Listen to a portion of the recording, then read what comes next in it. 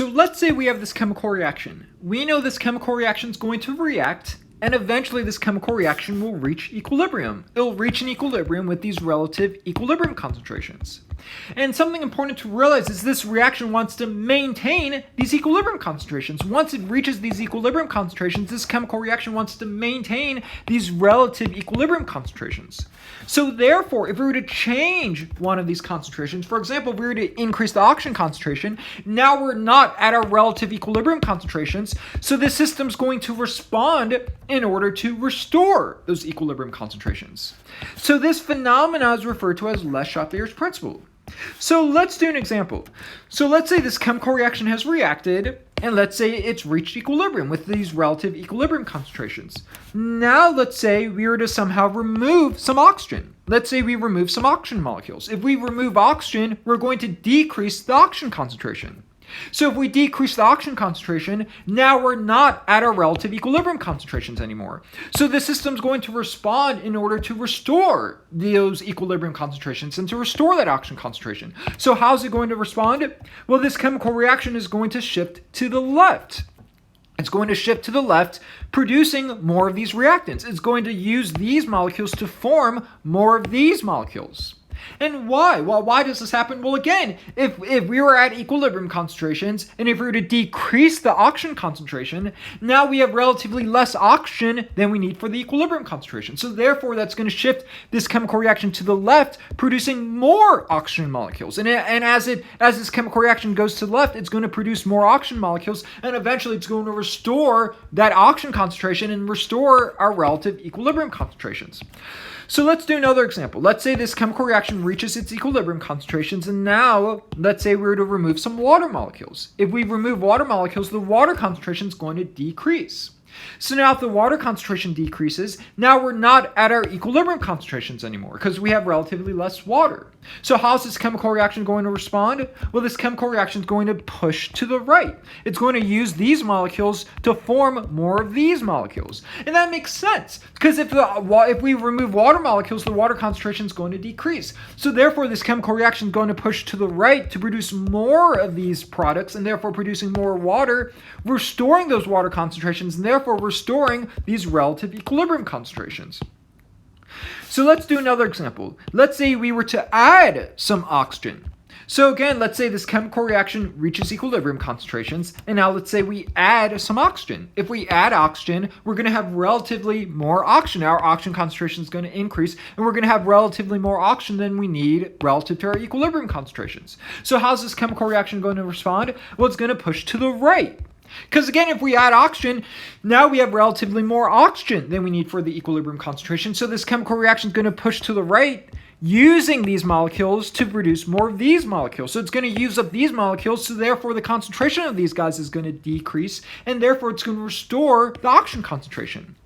So let's do another example. Let's say we reach equilibrium concentration, and let's say somehow we add carbon dioxide, so now we have relatively more carbon dioxide.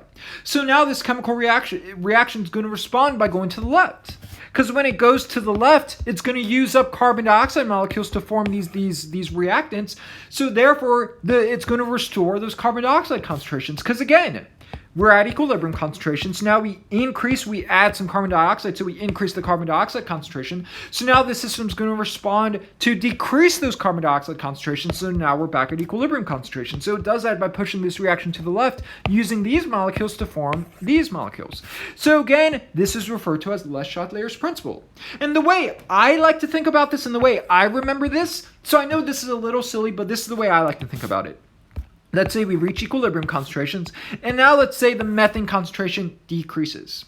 So the methane concentration decreases. So the way I like to think about it is methane is feeling down and out. Methane is feeling down and it's not feeling so good. So therefore, you want to go towards methane to help it. So if we decrease the methane concentration, it pushes the reaction to the left. So let's do another example. Let's say the carbon dioxide concentration decreases. So we know carbon dioxide is feeling down and out. It's not feeling so good. So you want to go towards it to help it. So that's going to push this chemical reaction to the right. So I know it's a little silly, but once I start to think of it this way, I will never forget an example. So now let's say we increase the water concentration. Well, now water is feeling high and mighty, so it doesn't need your help. It doesn't need your help, so you go in the other direction to help the other guys because water is feeling high and mighty. So I know this is a little silly, but this is the way I like to think about it, and it helps me remember how to apply this Chateliers principle. But there are other applications. For example, let's say we have an exothermic reaction. So what does it mean if this reaction is exothermic? It means it produces heat. When this chemical reaction reacts, it produces heat. So therefore, you can think of heat as a product. So now how do we use Le Chatelier's principle in this exothermic reaction? Well, now let's say we add some ice. What happens if we add ice? We know the temperature will decrease, so the heat will decrease. So how's the system going to respond? Well, heat is feeling down. It's not feeling so good. So therefore, the chemical reaction is going to push to the right. So if we add some ice, this chemical reaction is going to go to the right, producing more of these products. And we're going to therefore use these reactants to produce more products. So again, the point is, with this exothermic reaction, you treat heat like any old product. I know it's a little abstract, but the point is, heat is a product. It's a product just like carbon dioxide and water is a product. So you treat it like any old product. So now let's say we add some heat. Let's say we add a fire and we add some heat. What's going to happen? Well, we know the heat is going to increase. So what happens when the heat increases? Well, now heat is feeling high and mighty, so it doesn't need your help, so that this reaction is going to go to the left. So this reaction is going to go to the left, producing more of these reactants. So therefore, we have an exothermic reaction and we add some heat. It's going to push the reaction to the left, forming more of these guys. So again, the point is you treat heat like any old product. But now let's say we have an endothermic reaction. So what does it mean if this chemical reaction is endothermic? It means it requires heat. For this chemical reaction to work, it requires some heat for this chemical reaction to work. So therefore, you can treat heat like any old reactant. So therefore, what happens if we add some ice to an endothermic reaction? Well, we know the heat's going to decrease, so heat is feeling down and out. It's not feeling so good, so therefore, you want to go towards it to help it. So that's going to push this chemical reaction to the left. However, what if we add some heat to this endothermic reaction? Well, then the heat's going to increase, so now heat doesn't need your help, so it's going to push the chemical reaction to the right, producing more sodium chloride and water. So therefore, the point is, in an endothermic or exothermic reaction, you treat heat like any old reactant or product. And if it's an endothermic reaction, heat is a reactant. If it's an exothermic reaction, heat is a product. And therefore, if you add heat or ice, it will shift the reaction according to Le Chatelier's principle. But Le Chatelier's principle can actually have really important and useful applications in industry. For example, let's say you work for the salt factory and you need to produce salt. For whatever reason, you're a chemist and your job is to produce salt. How can we produce salt based on the things we know? Well, one thing we can do is we can add some heat. We can add some heat to this chemical reaction. Because when we add heat, when we add a fire and we add heat, the heat increases. So we know that pushes this chemical reaction to the right. So that's going to push this chemical reaction to the right, producing more of these products. So therefore producing heat. So now we're going to produce heat, which we can isolate and use for our purposes. And we know there are lots of ways we can do this. If we need to produce heat, produce some sodium chloride, there's lots of ways we could do this. For example, we could decrease the water concentration. If we decrease the water concentration, that pushes this chemical reaction to the right. Because again, if water is feeling down and out, you want to go towards it to help it. So that's going to push this chemical reaction to the right, producing more water and producing more sodium chloride. So now we're producing more sodium chloride. And again, we can add sodium hydroxide or add hydrochloric acid. But again, that will also push this chemical reaction to the right, producing more sodium chloride.